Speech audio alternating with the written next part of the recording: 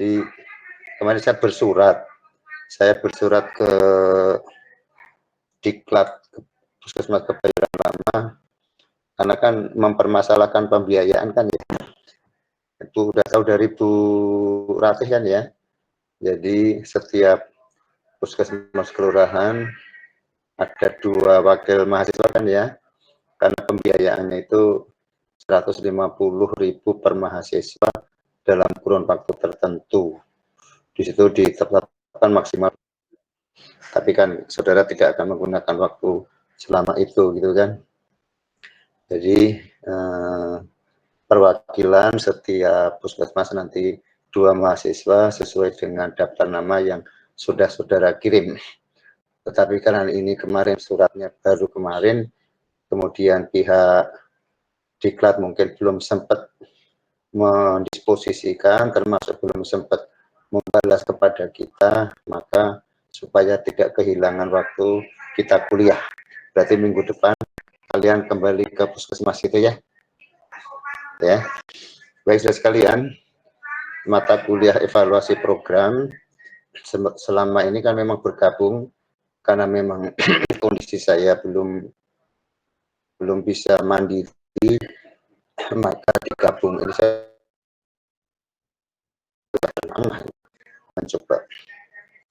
Jadi ya itu, secara umum materi-materi dari Bu Trina sudah semua, sekarang tinggal praktek kan ya, tinggal praktek pengumpulan data untuk informasi terkait dengan evaluasi program. Coba dibacakan untuk kelas B tentang apa di puskesmas kelurahan mana? Siapa bacakan coba? Halo, suara saya terdengar nggak? Iya terdengar Pak, sebentar ini lagi dicari pembagiannya. Takutnya kan kalau takutnya nggak terdengar, maka kalau terdengar tuh tolong direspon. Biar saya tahu takutnya apa ada kendala di laptop atau gitu ya. Oke. Jadi Coba saya ingin mendengar kesiapannya bagaimana masing-masing, dilaporkan secara singkat saja. Secara umum Putra aja deh. Putra jadi coba. untuk ya baik Pak. Jadi untuk kelas B itu ada 8 kelompok Pak, di mana untuk lokasi puskesmasnya. Yang pertama itu ada di Kecamatan Kebayoran Lama, itu untuk yang kelompok pojok gizi.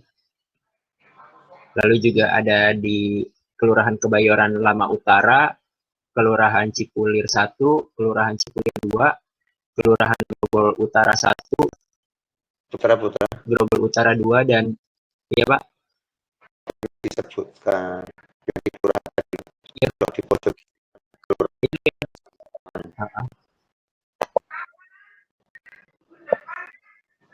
Yang tadi yang kelurahan itu semuanya sama Pak. Yang barusan saya sebutkan itu topiknya terkait dengan pemantauan status gizi. Oh gitu, sama ya topiknya ya. Iya, sama. Dan satu lagi ada 3 topik ya. Yang pojok gizi, kemudian pemantauan pertumbuhan dan PMBA. MBA Pak. Jadi ada 3 Itu di topik. Grogol Selatan. Iya betul Pak. Ya sudah. Oke, mungkin 1 minggu ini persiapan lokasi. Kamu sudah punya kontak person ke puskesmas kelurahan kan ya? Sudah ya, punya person ya. Sudah diberikan. Karena memang kelurahan tidak akan melayani kalau belum ada disposisi dari kecamatan. Kecamatan sedang berproses ya. Tadi saya sudah komunikasi dengan Pak Jabar dan Bu Ratih. Baik, sekalian, kembali lagi bahwa materi-materi yang dibahas begini sudah menyangkut semuanya, dari pengertian, evaluasi, ya kan, macam evaluasi, kemudian sesuai dengan yang di silabus itu ya, termasuk evaluasi program gitu kan, evaluasi program. Ini barangkali saya ada tambahannya, ada topik. Kan kita itu sering menyebut program gitu ya. Tapi kadang-kadang pemahaman kita tentang program dan proyek sangat minim ya kan. Untuk itu ini tadi saya mencari mana Bu?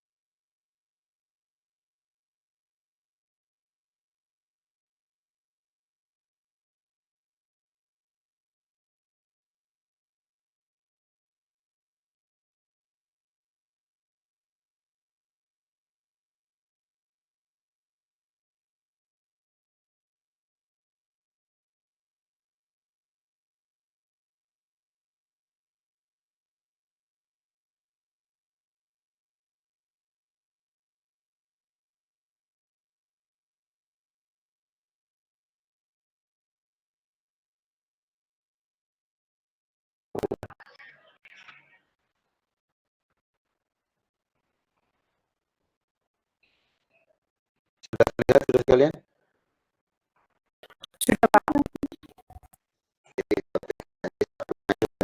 Program dan proyek ya, ini selalu acuan kita ini ya, acuan kegiatan kita kan dari bagian UNICEF ini ya, karena kita di bidang gizi tentunya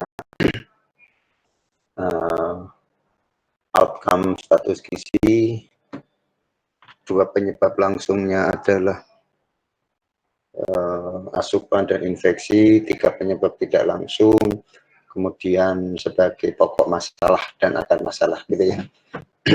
Ini sebagai orang gizi harus tahu, kapan saja ditanya itu harus tahu.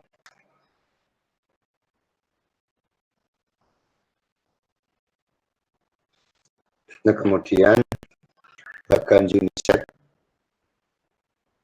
itu dimodifikasi oleh Ruel ya, badan UNICEF tadi dimodifikasi oleh Ruel.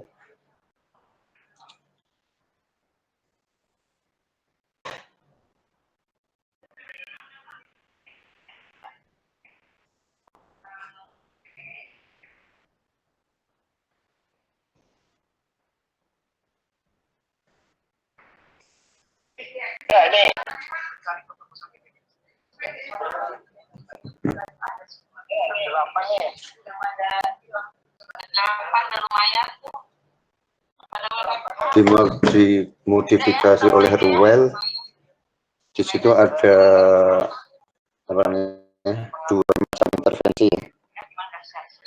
Kalau disebut dua macam intervensi, kalian sudah familiar ya. Ada intervensi sensitif, intervensi spesifik. Tentunya kamu juga sudah bisa membedakan apa intervensi sensitif dan apa intervensi spesifik. Dilihat dari besar kontribusinya ya. Intervensi spesifik hanya berkontribusi 30%, intervensi sensitif berkontribusi 70%. dilihat jangka waktunya, intervensi spesifik jangka pendek, intervensi sensitif jangka panjang. Kemudian dilihat dari kementerian atau lembaga yang terlibat, spesifik itu Kementerian Kesehatan, sensitif di luar Kementerian Kesehatan. Itu ya secara singkat ya. Ini harus sudah familiar ini. Oke. Kemudian kita masuk ke nama intervensi. Intervensi itu bahasa bahasa sederhananya, bahasa sederhana dari intervensi kan campur tangan ya, mencampur tangan. Nah, intervensi bahasa harfiahnya adalah campur tangan. Hanya saja dalam hal ini adalah campur tangan untuk mengubah suatu keadaan atau kondisi, ya kan, menjadi kondisi yang diharapkan, ya kan. Ya, nah dalam hal ini tentunya di bidang gizi dan kesehatan ya ada masalah gitu kan. Masalah itu yang tidak diharapkan akan menjadi sesuatu yang diharapkan. Nah itu perlu intervensi itu. Sebagai contoh, ya kan, sekarang Presiden memberi perhatian besar terhadap penurunan stunting. Nah kondisi yang tidak diharapkan saat ini prevalensinya di atas cut off masalah ya. Berapa cut off stunting dianggap masalah suatu negara, berapa titik batasnya? 20%, Pak. Ya, 20%. Siapa kamu? Oke, Nurul. Kemudian Presiden bahkan sekarang ini sedang di apa ya? Dikeroyok ya, sedang dikeroyok dari kementerian, semua kementerian, termasuk Kementerian Kesehatan, kementerian lain. Pada 2024 harapan Presiden menjadi berapa persen? 14, Pak. 14. Kemarin kamu kemarin kuliah Bu ini kan? Bu siapa tuh? Bu Sudarmi ya? Ya. Ingat nggak Bu Sudarmi kemarin menyebut angka berapa tahun 2014? 24. Iya 2024. Bukan? 0%. Saya nggak tahu itu Bu Dami dari mana itu rujukannya. Maka diam aja saya. Tapi yang kita tahu 2024 14% ya. Oke, bagus. Nah, untuk mengintervensi itu maka ada namanya program dan proyek, ya kan? Program komunikasi itu. Nah nanti di dalamnya ada proyeknya apa saja ya. Ya kan programnya perbaikan gizi, proyeknya mungkin proyek distribusi kapsul anak, dari proyek bagian dari program. Ya, jadi proyek bagian dari program. Programnya tadi perbaikan gizi. Nah karena masalah gizi itu kan banyak itu, dua masalah gizi mikro, kemudian 4 masalah gizi mikro kan. Oke.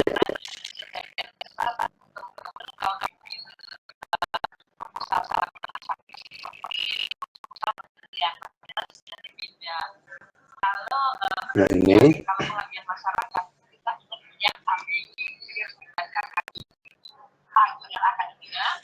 adalah program versus proyek. Program didefinisikan translasi kebijakan publik. Ya, program itu definisi translasi kebijakan publik. Proyek biasa digunakan untuk alat pembuktian suatu teori atau hipotesis. Oke lah, ini kalau ilmiah bangetnya kan suatu program atau itu kan intervensi ya. Intervensi itu kan treatment ya, perlakuan ya. Perlakuan itu kan untuk menjauh suatu hipotesis kan. Ini ilmiahnya ya, ini ilmiahnya kan. Kamu sudah belajar metodologi penelitian, di sana ada hipotesis. Hipotetisnya misalnya apakah pemberian tablet tambah darah bisa menurunkan prevalensi anemia ibu hamil misalnya. Itu kan perlu dibuktikan kan, apakah pemberian kapsul vitamin A bisa menurunkan infeksi, karena vitamin A kan juga bermanfaat untuk daya kekebalan ya. Jadi kalau intervensi itu adalah suatu perlakuan. Nah, perlakuan itu untuk menjawab suatu pertanyaan. Nah, proyek bisa menjadi bagian dalam program yang sifatnya sementara atau musiman, ya kan? Jadi kalau program perbaikan gizi itu jangka panjang. Nah, kemudian dieksekusinya satu demi satu. Misalnya, oh kita tangani dulu gizi kurang. Nah, gizi kurang. Setelah gizi kurang, nanti apalagi fokusnya, gitu kan? Itu proyek, proyek apa? Proyek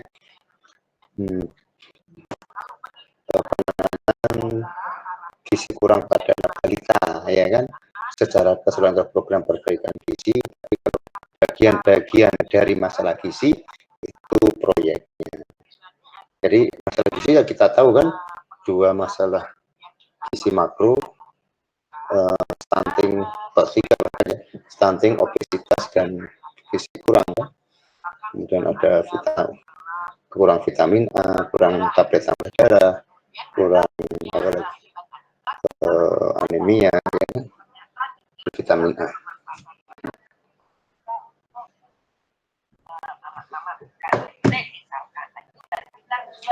Kemudian seperti halnya program, berarti ini kita bicara proyek ya. Seperti program, maka proyek juga mempunyai panduan teknis manajerial. Maka ada istilahnya juknis, petunjuk teknis, ya, gitu. Jadi nanti kalau kamu sudah bekerja, kalau ada pekerjaan, proyek atau program, maka ada istilahnya juknisnya. Mana juknisnya? Ya kan? Mana petunjuk teknisnya? Kamu sering mendengar juklak, kalau juklak petunjuk pelaksanaan. Kalau juknis petunjuk teknis, hal-hal yang teknis, ya kan? Hal-hal yang teknis. Nah, kemudian skala proyek lebih kecil dari program. Nah, jadi proyek itu lebih kecil dari program, menjadi panduan manajerial proyek lebih sederhana dibanding program, ya.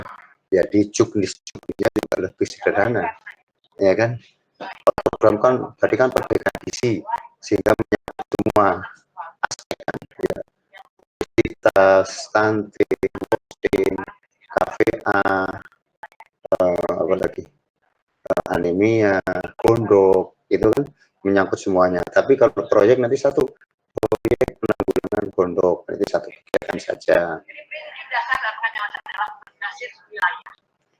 Ya, nah panduan teknis proyek lebih rigid, detail, rinci, rumit, karena digunakan untuk menguji hipotesis. Ya. Tapi sesuatu yang rigid, yang detail kan lebih baik, ya, karena kan operasional, yang detail itu lebih operasional.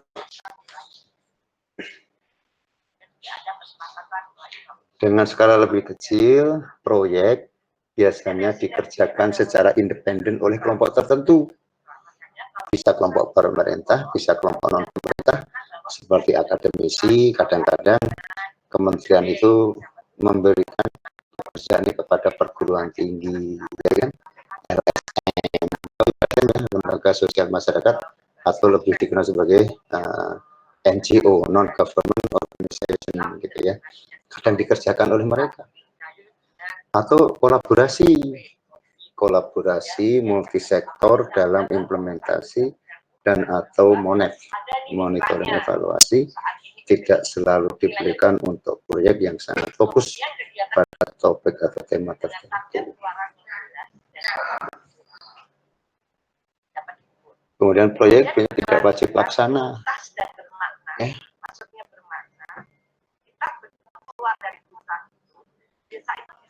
Proyek biasanya tidak wajib laksana, tetapi jika dilakukan wajib mengikuti standar etika tertentu sesuai dengan keilmuan terkait. Ya, kalau kita khususnya gizi, ya selalu mendapat kegiatan-kegiatan proyek gizi, ya kan. Kalau keseling ya ada teman sebelah keseling, kan gitu ya, sesuai dengan disiplinnya. Kemudian sanksi terkait dengan peran proyek berhubungan dengan pelanggaran etika keilmuan. Ya kita jangan mengerjakan yang di luar kompetensi kita. Ya, kalau bidang gizi kesehatan, ya. Kalau bidang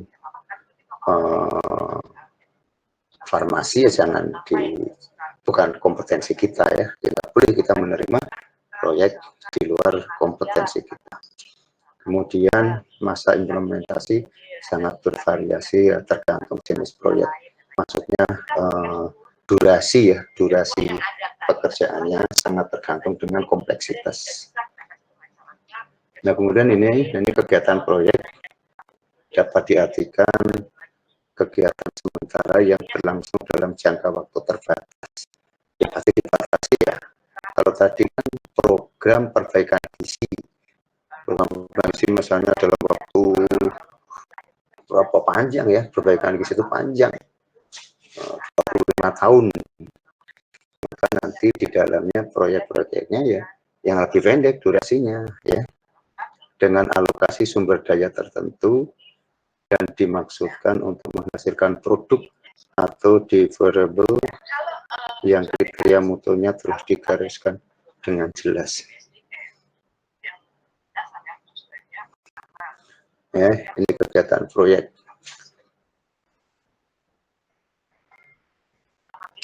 Nah, ini adalah siklus dari satu proyek.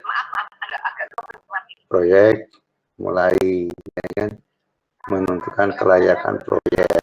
Jadi makanya ada namanya uji kelayakan ya kan, uji kelayakan, kemudian menjadwalkan dan merencanakan proyek, kemudian mengolah kegiatan dan anggota proyek ya kan, kegiatannya apa, misalnya proyek penanggulangan stunting, kan kegiatannya banyak ya, punya stunting tapi kegiatannya banyak. Bahkan ada namanya kolaborasi dengan kesehatan lingkungan, ada namanya STBM stunting ya. Kan kegiatannya perlu koordinasi.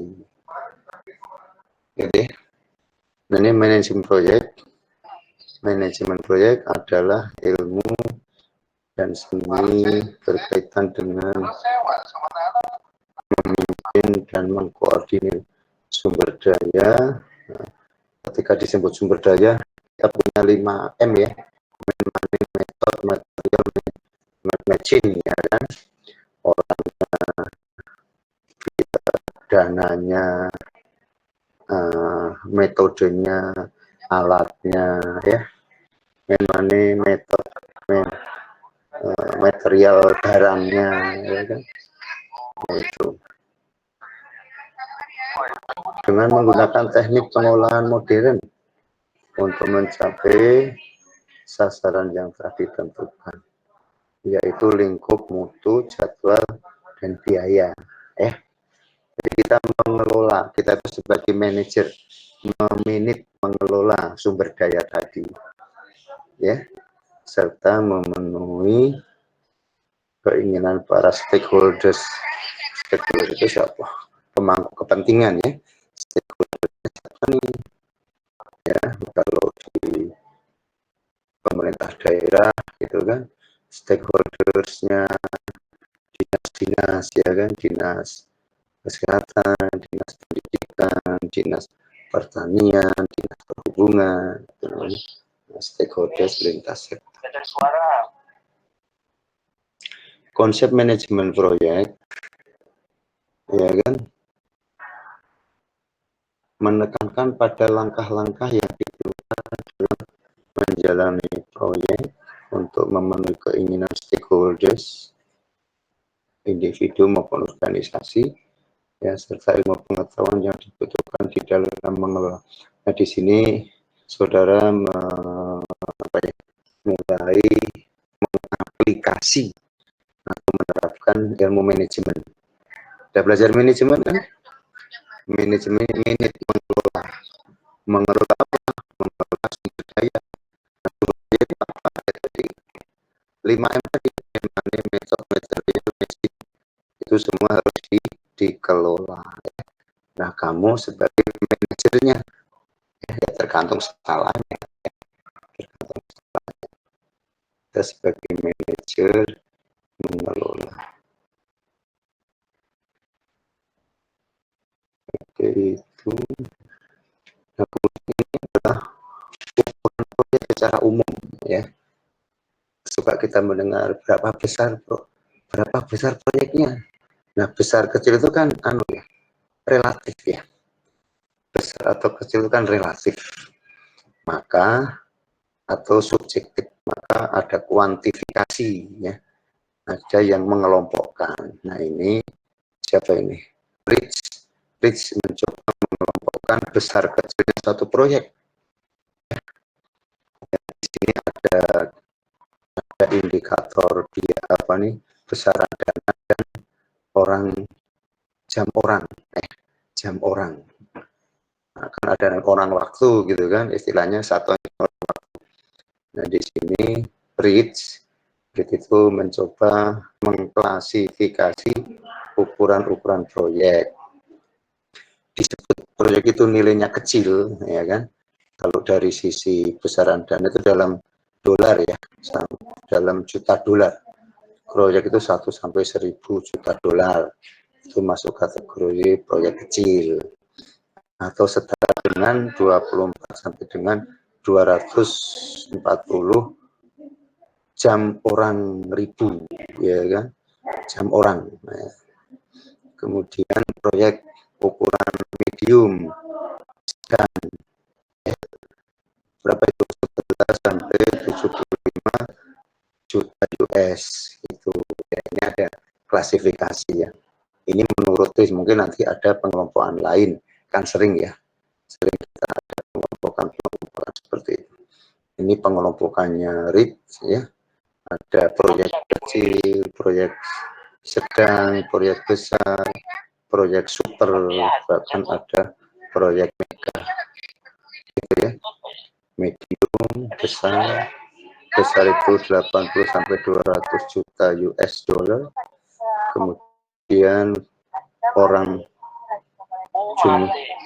jumlah jamnya 1.200 sampai 3.000.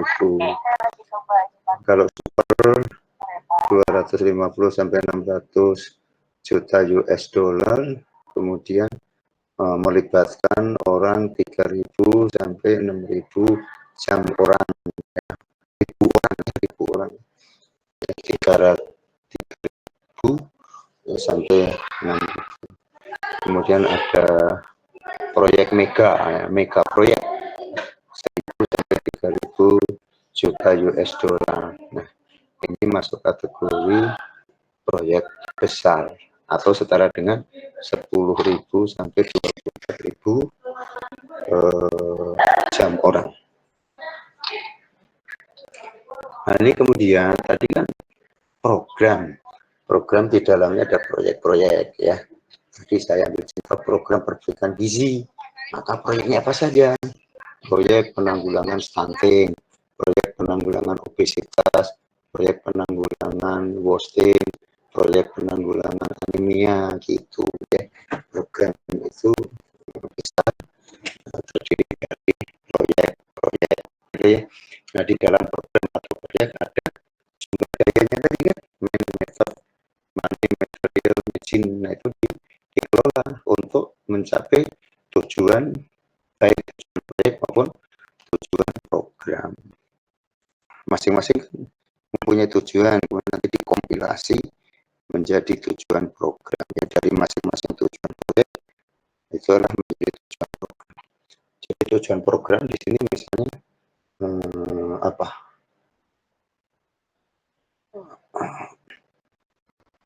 Ya, gizi makro.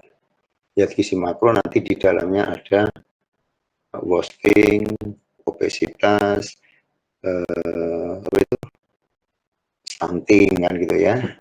Itu makro itu. Nah, kemudian mikronya ya anemia, gondok, dan APA.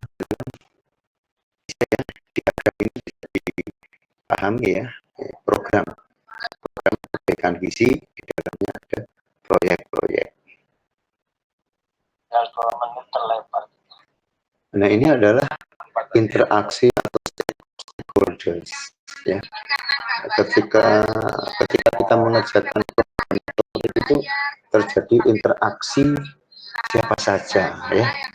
ada sponsor proyek ya, suka ada proyek, ada eksekutif ya, ada orang yang tingkat eksekutif, ada tim.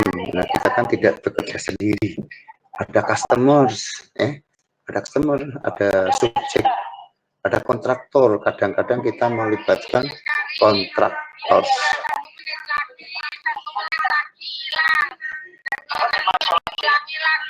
Ya, jadi kadang kita melibat kontraktor pihak ketiga.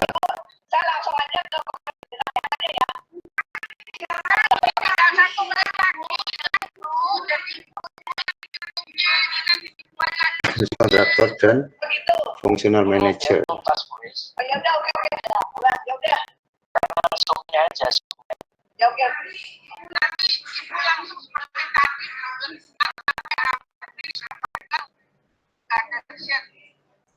Ini adalah komponen-komponen.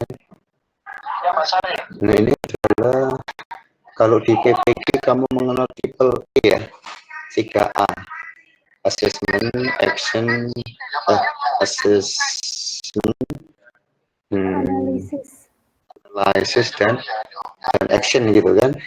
Maka di dalam proyek program ada tiga komponen, disebut dengan triangle ya, triangle constraint, product, cost, dan schedule. Produk atau mutu, anggaran, dan jadwal ya. Ini ada tiga constraint di dalam program proyek. Tujuan khusus ya, tahu ya, program tujuan umum, tetapi kalau di proyek tujuan khusus sama saja. Kamu juga mempunyai suka membuat karya proposal, ada tujuan khusus ya. Program itu tujuan umum, kalau proyek berarti tujuan khusus. Kemudian di dalam proyek, di dalam mengerjakan proyek itu ada tiga yang saling terkait, mutu, produk, mutu, anggaran,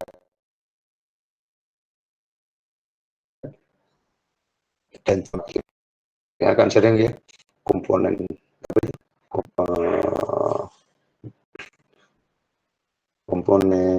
input ya, input, proses, output, outcome, impact atau dampak, kan itu ya, ini sama, ini mendukung ya. Inputnya apa saja, prosesnya bagaimana gitu ya, apa outputnya, apa dampaknya. Nah, jadi ini ada triple constraint ya, mutu, anggaran, jadwal, atau bahasa lainnya produk, cost, dan schedule. Nah, kemudian di dalam proyek ada tiga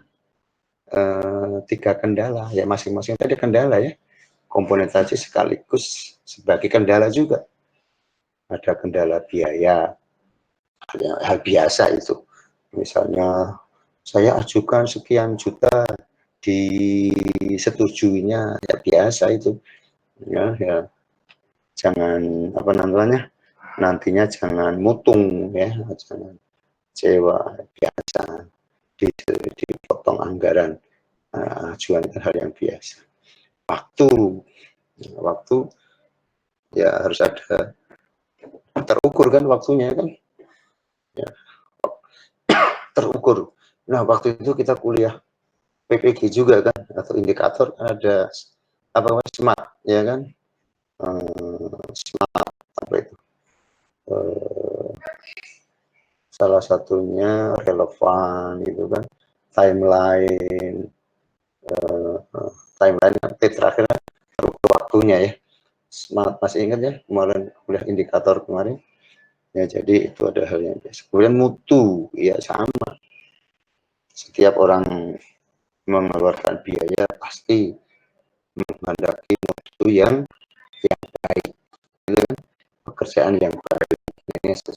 Ini kendala juga ya, bagaimana saudara bisa mengelola dengan biaya yang terbatas, waktu terbatas, tetapi mutu yang baik ya, harus mutu yang baik.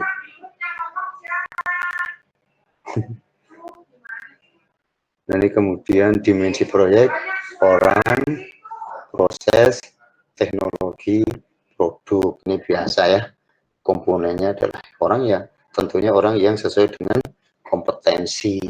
Maka sering kan, ya kompetensi kan khusus ya, di kesehatan itu ada banyak beberapa kompetensi. Ada kompetensi bidang gizi, kompetensi bidang kesehatan lingkungan, kompetensi bidang keperawatan, ya kan. Nah, kemudian proses, ya. Prosesnya bagaimana? Proses penanggulangan, misalnya penanggulangan apa ya, anak posting, berarti kan ada prosesnya pemberian makanan tambahan, kan gitu kan, PMT.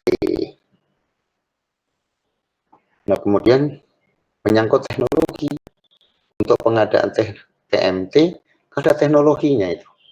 Ada namanya PMT, satu porsi mengandung 300 kalori dan 15 gram. Nah, kan ada teknologi. Bagaimana apa teknologi yang digunakan untuk untuk membuat PMT. PMT yang beredar itu kan bentuknya biskuit ya. PMT ibu hamil, PMT anak balita, itu bentuknya biskuit. Nah, untuk membuat biskuit skala besar perlu teknologi ya. Nah, kemudian teknologinya kamu sudah belajar di ilmu teknologi pangan ya. Kemudian produk tentunya yang berkualitas ya, yang berkualitas, yang bermutu, sesuai dengan produk.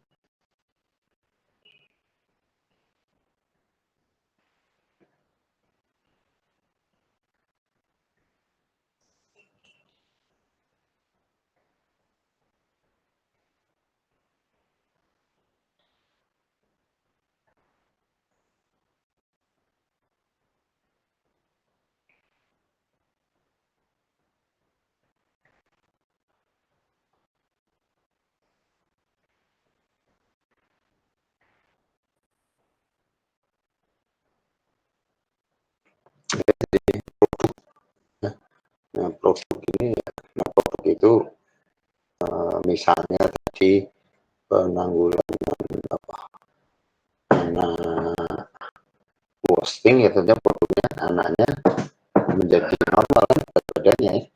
Atau anak stunting berarti produknya anak normal. Kalau anak obesitas berarti produk akhirnya yang bersangkutan itu dikelola menjadi berat badan normal. Ini adalah 4 dimensi: orangnya, petugas, prosesnya, teknologi, dan produknya.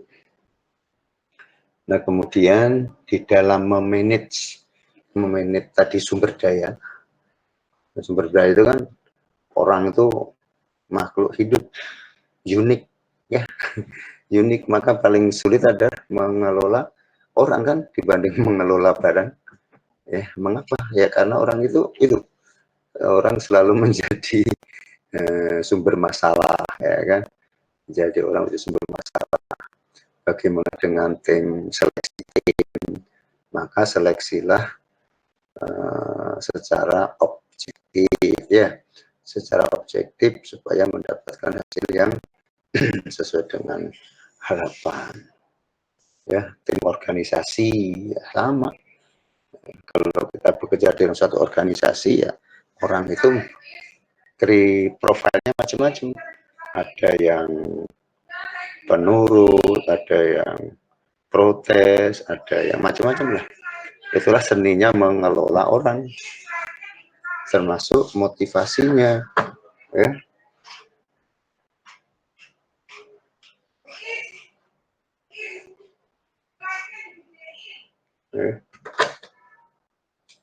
Bagaimana motivasi individu tersebut. Kemudian ini orang ya kan mengelola as atau apa ya, kecakapan individu, mengembangkan karir ya kan. Kemudian adanya keseimbangan individu dengan tim dan komunikasi yang yang jernih, yang baik, ya terjadi komunikasi yang baik. Kemudian apa ini? Ada orang yang motivasinya rendah, ya kan? Kemudian uncontrollable employee, tidak bisa mengontrol pekerja, ya kan? Ya kan? Ada kadang-kadang kita punya keterbatasan di dalam mengelola orang, ya.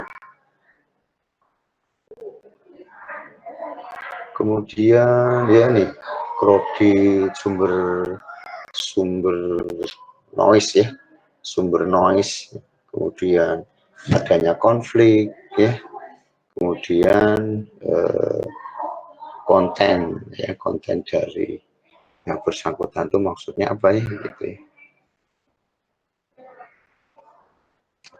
Kemudian kurangnya interaksi antar individu, ya kan, tidak terjadi sponsorship yang efektif, ya kan, adanya kesenjangan input pengguna, kemudian dalam prosesnya ada yang kaku, ya kan? Ada dua tipe orang, manajemen dan teknikal.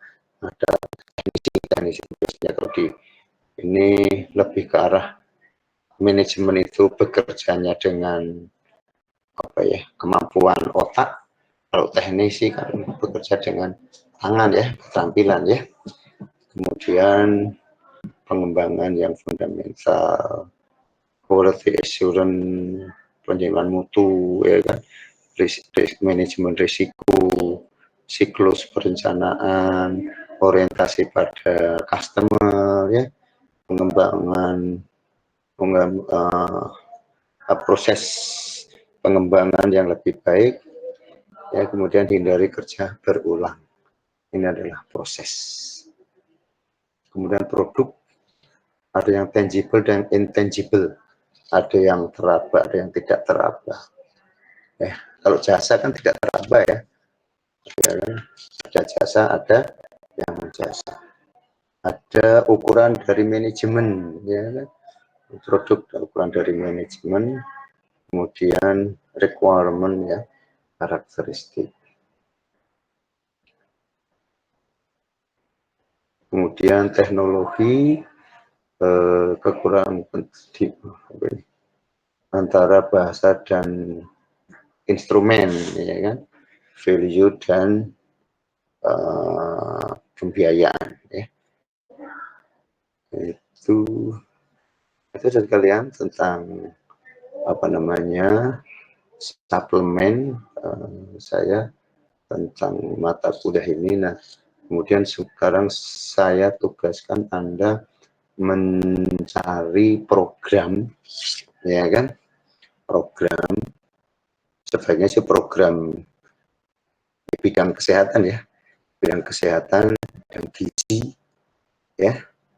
Kemudian tentunya harus tahu nama program atau proyeknya, kemudian jangka waktu pelaksanaannya, sasaran, biaya pelaksana. Pelaksananya itu ada LSM atau NGO. Nah, contoh LSM itu MCI, ya, UNICEF itu adalah LSM. Kemudian lainnya, ya, jelas ini Putra dan kawan-kawan? Halo? Oke.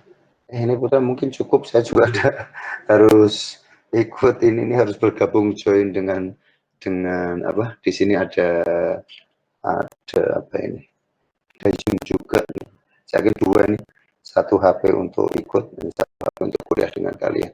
Ini materi saya kirim ke siapa ini? Ke Putra, ya? Iya, boleh, Pak. Materi ini tugasnya jelas, ya. Anda cari tugas proyek atau program atau proyek bidang gizi dan kesehatan, tidak harus, sebaiknya sih gizi, ya, tapi kalau nggak dapat bidang gizi, ya bidang kesehatan, ya. Kemudian meliputi nama program atau proyek, jangka waktunya berapa lama, sasarannya siapa, biaya besar biayanya, pelaksananya siapa, dan lainnya gitu. Supaya lebih lebih operasional di dalam belajar tentang program proyek ya. Kita selama ini kan kamu ngomongin program proyek, bisa melengkapi materi-materi yang kita bahas di mata kuliah evaluasi. Ada respon? Ada pertanyaan? Pak, mohon maaf sebelumnya untuk pembuatan tugasnya ini dalam bentuk Word atau PPT, Pak? Buat aja. Buat ya. Oh ya, saya tanya, ini mau individu atau berkelompok? Anda kesulitan nggak bekerja berkelompok? Ini kalau individu berkelompok, apa jangan banyak-banyak ya, bertiga aja. Baik, Pak. Nanti dibagi kelompoknya.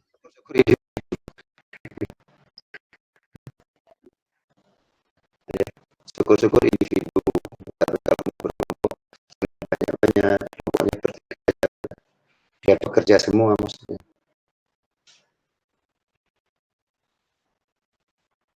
Oke, paham ya? Ini materi saya kirim ke Putra. Ya. Saya ada poin ini tentang pengawas.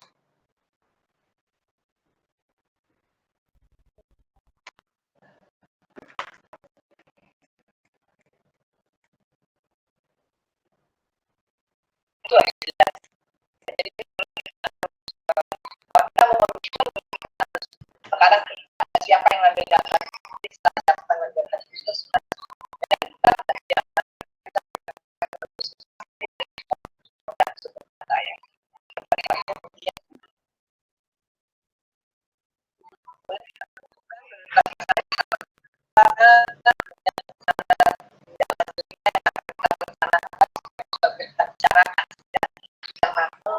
siapa saya yang lakukan solusi dan target pengumpulannya. Contoh tadi itu banyak solusinya apa dengan ada permasalahan bahwa dia stunting karena ibunya sering jajan tidak sehat, solusinya apa tidak sehat itu harus jelas. Mohon maaf, untuk pengumpulannya terakhir apa nih, Pak? Apa itu namanya solusi membuat KP aman, harus jelas masalahnya apa, solusinya apa. Jadi permasalahan ini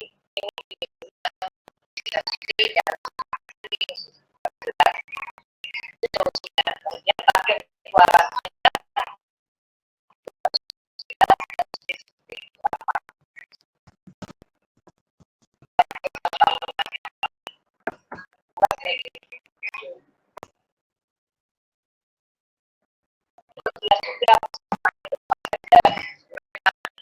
Kemudian target keluaran yang salah satu itu dalam pelaksanaan